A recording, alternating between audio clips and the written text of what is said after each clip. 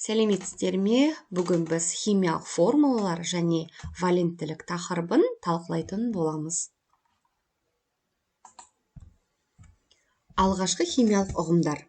Химиялық элемент ядро заряды бар атомдардың белгілі бір түрі. Химиялық таңба химиялық элементтің жазылу түрі элементтің бір ғана атомын көрсетеді. Мысалы, сутегі H оқылуы H, азот таңбасы N, оқылуы N. Химиялық формула химиялық таңбадан және саннан тұратын өрнек. Мысалы, P2O5 H2O. Химиялық индекс химиялық формула құрамындағы химиялық элемент атомының қанша екендігін және төменгі оң жақ бөлігінде орналасқан сандық шама. Химиялық коэффициент химиялық формуланың қанша екендігін және алдында орналасқан сандық шама. Мына жерге көз жүгіртсеңіздер, 4 калий 2 SO4. Осындай күрделі зат берілген. Осы күрделі заттың алдындағы 4 бұл коэффициент деп аталады. Калийдің қасындағы 2, оттектің қасындағы 4 бұл бізде индекс, яғни индекс төменгі оң жақ бөлігінде орналасқан сандық шама. Химиялық қосылыс. Химиялық қосылыс жай және күрделі заттардан тұрады екен. Жай заттар тек бір ғана химиялық элемент атомнан тұратын заттар. Сонда периодтық жүйедегі барлық элементтер бұл жай заттар болып табылады екен. Молекулалары 2 атомнан тұратын 7 элемент белгілі. H2, N2, O2, хлор 2, фтор 2, бром 2, йод 2. Міндетті түрде жаттап алыңыздар.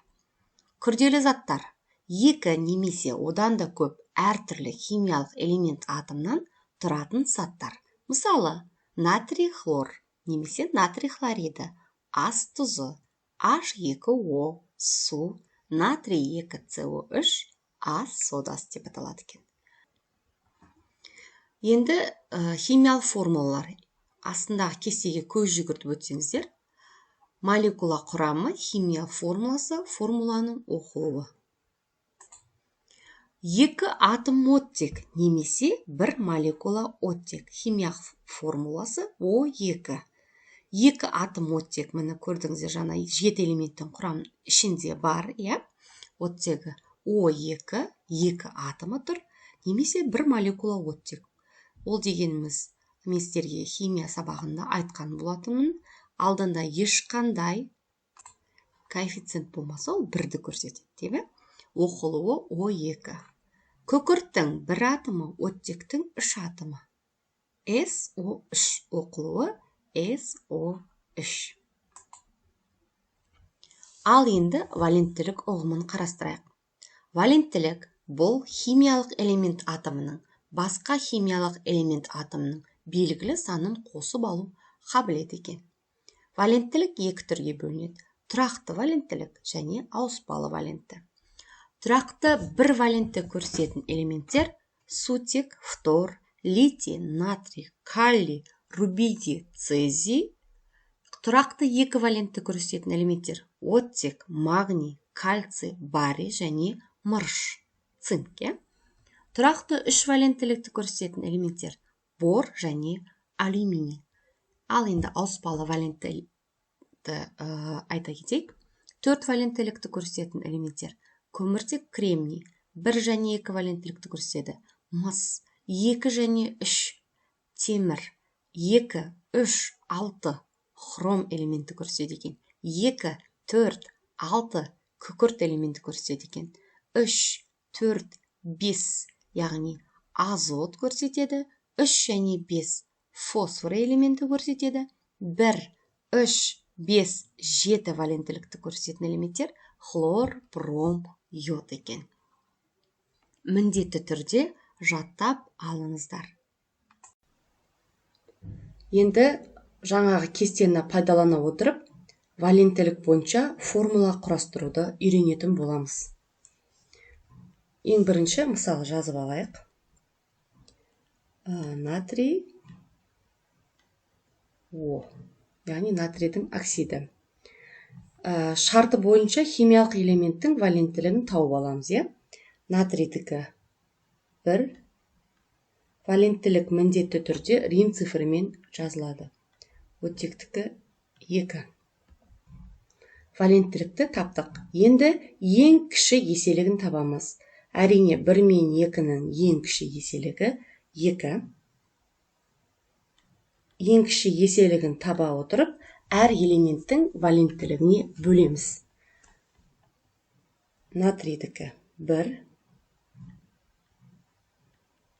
2-ні 1-ге бөлеміз, 2. Оттектікі енді ең кіші еселігін жазамыз. Оттектің валенттілігі 2, 2-ні 2-ге бөлеміз, 1. Бұл бізде ең кіші еселігін таба отырып, валенттілікке бөлдік. Яғни индекстерін таптық. Сонда натрийіміздің индексі 2. Бұлай жазамыз. Оттегіміздікі 1. 1 әрине химияда жазылмайды. Сонда оқылуы натрий 2O.